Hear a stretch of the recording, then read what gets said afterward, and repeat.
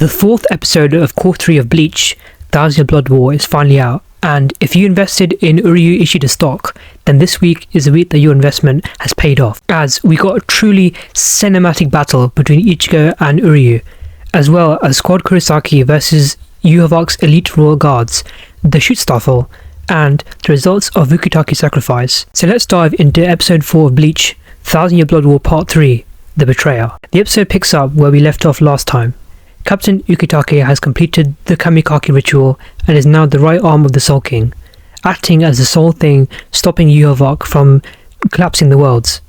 Now inside the Soul King's palace, Yhwach is baffled that he could not foresee the Soul King trying to protect himself through his powers of the Almighty. Yhwach then asks his father if he has grown too attached to the Soul Society that he spent protecting for thousands of years, before attempting to destroy the Soul King with a Rishi blast, until Ichigo regains control of his body and tries to stop him. While Yhwach is busy trying to handle his son Ichigo, Yourichi actually makes an attempt to shield the Soul King's left arm to prevent Yhwach from destroying it. During a small clash, Yhwach asks Ichigo why he keeps saying he will stop him, with the word stop implying that Yhwach is not a sworn enemy of Ichigo, when he should be wanting to kill him, as he is the man that is responsible for robbing Ichigo of his mother, Misaki Kurosaki, by unfortunately ending her life when he performed the Ashvalan, a process carried out by the Quincy King that absorbs the power of unnecessary Quincy's and gives back that power to those who need it. Yhwach then deems Ichigo to be weak and questions his resolve, before an arrow is flung inside Yourichi's arm by none other than Uryu Ishida. Despite her desperate attempts to stop Yhwach, Yourichi gets battered by Pernida, who twists Yourichi's arms and is then ejected from the palace by Yhwach himself, who shoots her at point-blank range with a Rishi blast. The rest of the schustzstaffel arrive on the battlefield as the ground begins to shake, separating Ichigo and Uryu from the royal guards and the rest of his friends. It's here where Uryu reveals to everyone why he has chosen to side with the Quincy's rather than with his friends, and it's the fact that Uryu is a Quincy, a race that was once driven to the brink of extinction by the Soul Society. Now it's time for the main event, Uryu versus Ichigo, and it's here where we get to see the true extent of Uryu's power in this battle with Ichigo, as Uryu is able to use his powers even without the use of his trademark bow, and he's really able to hold his own against Ichigo in close quarter combat. We even get the reveal of Uryu's Vollständig,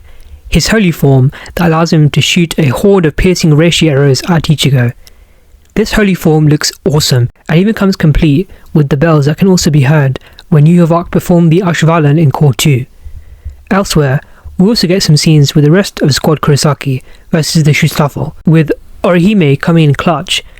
protecting Shiba with her shield, and Chad using his powers to block Gerard Valkyrie's attacks. It's nice that Kubo gave these characters a bigger role in the battles at hand, with Orihime in particular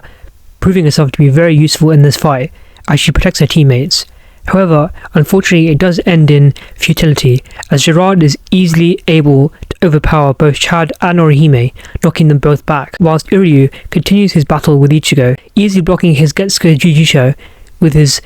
stun and stab attack, before finishing him off with an arrow, leaving a big gaping hole in Ichigo's torso. It's sort of heartwarming to see Uryu earn Gerard's approval after just having blasted a hole through his best friend's body, and the look that Hashwath gives Uryu here,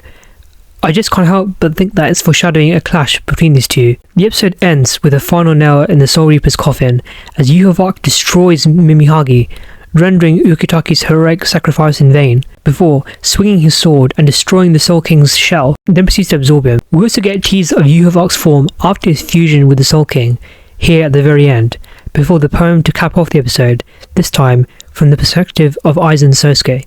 Bleach Thousand Year Blood War episode 30 was again a stellar showing from Kubo and the anime staff. Each episode gets better and better, and next week we'll be seeing more of Aizen, which I can't wait for. This episode showed the end is near. Ichigo has been defeated, the Soul King has been absorbed, and Yhwach has successfully completed his mission and has now fused with the Soul King. I can't wait to see how the story will move on from here, as it seemingly can't get worse for the Shinigami as they desperately try to stop Yhwach. Let me know what you thought of the episode, and I'll see you back here again next week for episode 31, Against the Judgment.